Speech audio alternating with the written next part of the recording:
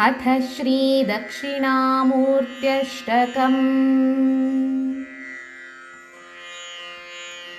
विश्वं दर्पणदृश्यमाननगरीतुल्यं निजान्तर्गतं पश्यन्नात्मनि मायया बहिरिवोद्भूतं यथा निद्रया। यः साक्षात् कुरुते प्रबोधसमये स्वात्मानमेवाद्वयम् तस्मै श्रीगुरुमूर्तये नम इदं श्रीदक्षिणामूर्तये। तस्मै श्रीगुरुमूर्तये नम इदं श्रीदक्षिणामूर्तये। बीजस्यान्तरिवाङ्कुरो जगदिदं प्राङ्निर्विकल्पं पुनः मायाकल्पितदेशकालकलना वैचित्र्यचित्रीकृतं मायावीव विजृम्भयत्यपि महायोगी वयस्वेच्छया। तस्मै श्रीगुरुमूर्तये नम इदं श्रीदक्षिणामूर्तये। तस्मै श्रीगुरुमूर्तये नम इदं श्रीदक्षिणामूर्तये। यस्यैव स्फुरणं सदात्मकमसत्कल्पार्थकं भासते साक्षात् तत्त्वमसीति वेदवचसा यो बोधयत्याश्रितान्। यः साक्षात्करणाद् भवेन्न पुनरावृत्तिर्भवाम्भोनिधौ तस्मै श्रीगुरुमूर्तये नम इदं श्रीदक्षिणामूर्तये। तस्मै श्रीगुरुमूर्तये नम इदं श्रीदक्षिणामूर्तये। नानाच्छिद्रघटोदरस्थित महादीपप्रभाभास्वरं ज्ञानं यस्य तु चक्षुरादिकरणद्वारा बहिः स्पन्दते जानामीति तमेव भान्तमनुभात्येतत्समस्तं जगत्। तस्मै श्रीगुरुमूर्तये नम इदं श्रीदक्षिणामूर्तये।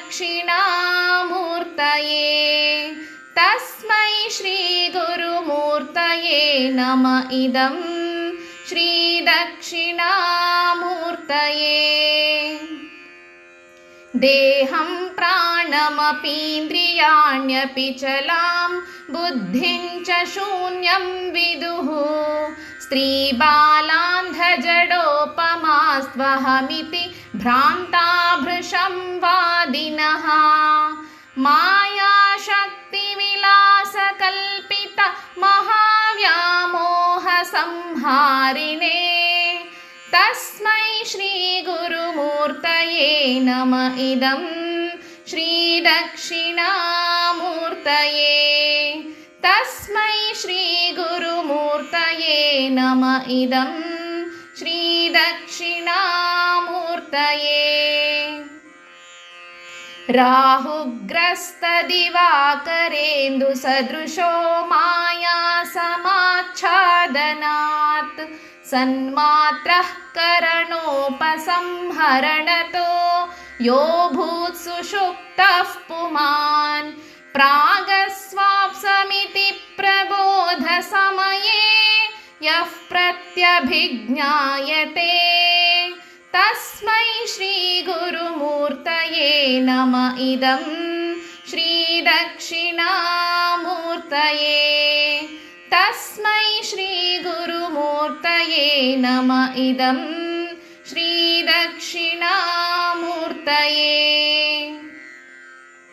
बाल्यादिष्वपि जाग्रदादिषु तथा सर्वास्वस्थास्वपि व्यावृत्तास्वनुवर्तमानमहमित्यन्तःस्फुरन्तं सदा स्वात्मानं प्रकटीकरोति भजतां यो मुद्रया भद्रया तस्मै श्रीगुरुमूर्तये नम इदं श्रीदक्षिणामूर्तये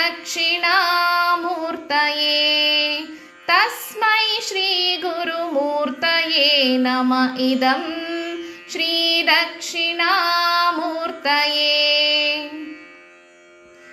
विश्वं पश्यति कार्यकारणतया स्वस्वामि सम्बन्धतः शिष्याचार्यतया तथैव पितृपुत्राद्यात्मना भेदतः स्वप्ने जाग्रति वाय एष पुरुषो माया परिभ्रामितः तस्मै श्रीगुरुमूर्तये नम इदं श्रीदक्षिणामूर्तये तस्मै श्रीगुरुमूर्तये नम इदं श्रीदक्षिणामूर्तये भूरम्भांस्य नलो नीलोम्बरमहर्नाथो हिमांशुः पुमान् इत्याभाति चराचरात्मकमिदं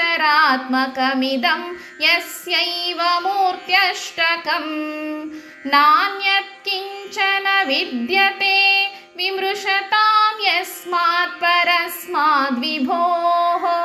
तस्मै श्रीगुरुमूर्तये नम इदं श्रीदक्षिणामूर्तये तस्मै श्रीगुरुमूर्तये नम इदं श्रीदक्षिणामूर्तये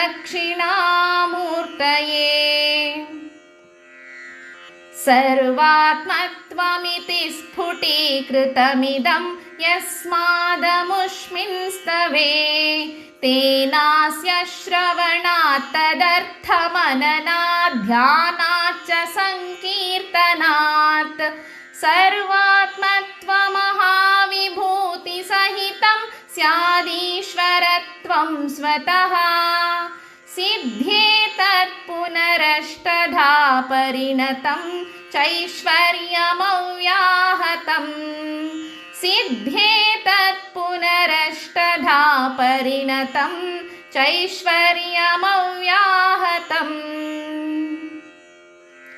इति श्रीदक्षिणामूर्त्यष्टकं सम्पूर्णम्।